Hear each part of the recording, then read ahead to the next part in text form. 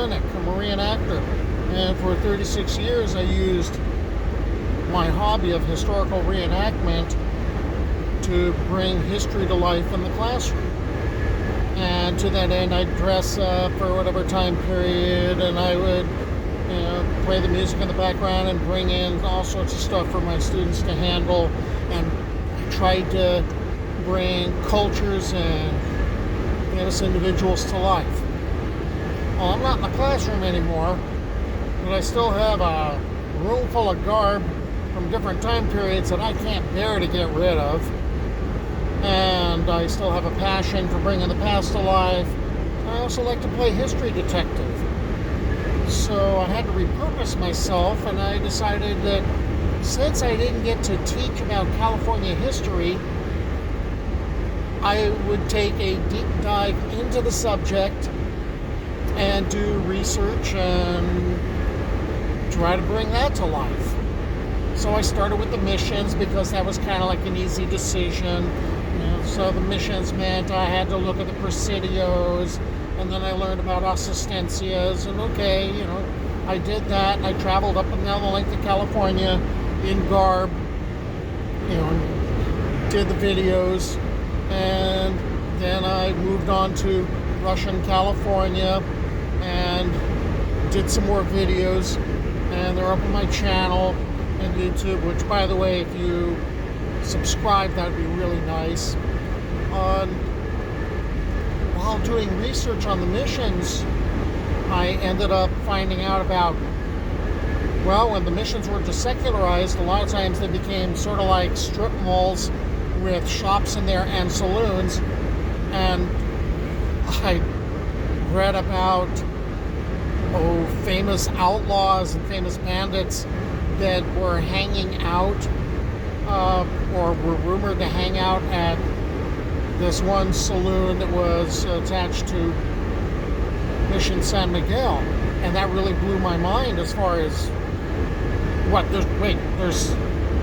there's saloons in a mission? So I started researching this. Well, I've been coming across different outlaws and telling their tales, different bandidos, and trying to follow the trail of the lawmen and just all sorts of stuff. So what I'm doing right now is I am driving around in Central California, and I am chasing the tail of Clodoveo Chávez, who was a lieutenant of Tiburcio Vásquez. I've already told his story, but Chávez's story is big enough, I gotta tell it here. So I hope you stick with me on my journey. This is a member of the gang that was run by Tiburcio Vásquez. And normally I just kind of let these guys, just kind of lump them all together. But this particular bandido, he deserves a bit of coverage, on his own. Okay, we're talking about Clodoveo Chávez. Or actually, when he was baptized, it was Luis Clodoveo La Trinidad Chavez. Clodoveo is, I guess, the Spanish version of Clovis, Frankish king. Alright. He was born in San Juan Bautista, the village the pueblo that spun off of Mission San Juan Bautista. And you might be wondering, why am I at a busy intersection? Well, the story kind of starts here. Running this way is the Alameda. Running this way is the San Juan Hollister Road. And on the southeast corner, which is that one,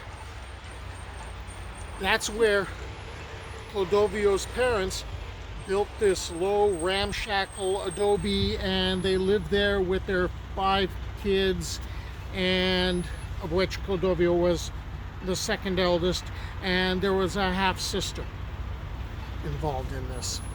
That's going to become important. Clodoveo may have had a few problems in life starting out. He was viewed by a number of people who knew him when he was a child and said he was a really difficult child. They called him a bully. As a matter of fact, one of them, Luis Raggio, who's going to appear at the end of this story, had some real issues with him. They apparently got into fights a lot. And one of the problems that hit Clodoveo is his father was not around much. And there was a reason for it. His father was, from time to time, locked up in an insane asylum in Stockton. And they'd release him, and then they'd realize that things weren't any better, and then he'd go back in. So he didn't really grow up with a father figure. Now Chavez started work for a man named Stanislaus Hernandez, and he owned a farm that was either on this part of the street, this corner, or it might have been over there. But he had a farm, he had a ranch, actually, and Chavez was working there. And it turns out that Stanislaus was not enough of a father figure for Clodoveo. Remember that half-sister I mentioned? Well, there's a sister that he has no blood relation to, but what ends up happening is she has a relative, Tiburcio Vásquez. Tiburcio Vásquez has been an outlaw for 2 decades, and he would show up in the area quite frequently. And Clodoveo took to calling him Tio, that he considered him uncle. And of course he idolized Vásquez, and Stanislaus Hernandez is like, no, you really don't want to hang with him. He's not good people. Well, telling someone no, especially a stubborn child, that usually means they're going to go ahead and do it. So Chavez ended up asking Tiburcio Vásquez, could he join his gang? And Vásquez thought it over and said, okay, you need to get a decent saddle, decent bridle, and you need a couple of decent revolvers. I wouldn't buy them around here. That's going to cause suspicion. So what he ended up doing is he ended up going over to Gilroy and taking the train up from Gilroy to San Jose to San Francisco. And when he returned, he had a really nice saddle, nice bridle, and he had a couple of revolvers. And Vásquez decides, yeah, now you're ready. Now we can go do a job. Well, their first couple of jobs really didn't turn out very good at all, because what ended up happening is they were waiting for a particular stage they were told was going to be going by at a particular time. Vásquez and Chavez overslept. They didn't just do it once. I think it was something like 3 times. It was like waking up, what? When's the stage going to get here? It's gone. So they're going to move on to other pursuits, other crimes, where they're going to be more successful. Well, after those failures, Vásquez tries a different approach. He talks to a saloon owner named Jose Castro, and Castro tips him off that the wealthy cattleman Upton Mathis was going to be on the stage that would be coming from New Idria to Hollister. And Vásquez wants Castro to come along, but Castro's like, no, I own property, I own a saloon, I don't want to get involved in this stuff. But at least he's passed on the tip. Well, this time, Vásquez and Chavez lie in wait. They don't fall asleep. And they rob a couple of passing teamsters, and they rob a couple of other people who just happen to be going along the road.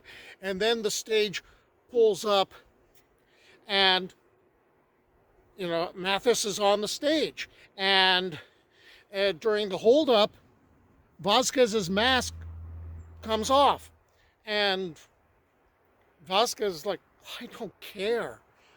I could escape easily. And he does, with about $800. Now, what's going to end up happening to Castro is suspected of tipping them off, and the law doesn't get a hold of Vasquez or Chavez, but they get a hold of Castro. They arrest him, lock him up, and the next night a lynch mob kills Castro, which doesn't seem to really concern Vasquez. And maybe that is going to be a foreshadowing of Chavez's loyalty to Vasquez.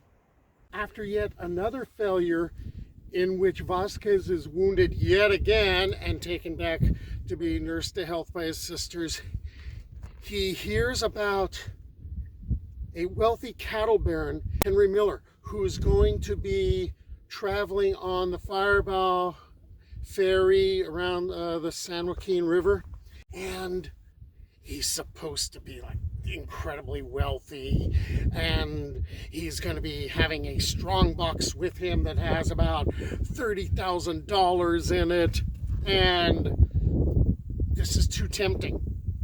And so Vasquez gets his boys together, and they go to where the ferry is going to land. And by the way, there's also a stagecoach stop and a hotel there, so there ought to be people around and people to be robbed. Well, the gang shows up, they hold up the stage. Miller isn't on the stage, he isn't on the ferry. They break into the strong box. There's not a whole lot there, so now there's another failure. So now Vasquez is starting to get desperate. Well, I still have more to tell about Clodoveo Chávez, so there'll be another video. I hope you stick with me on my journey.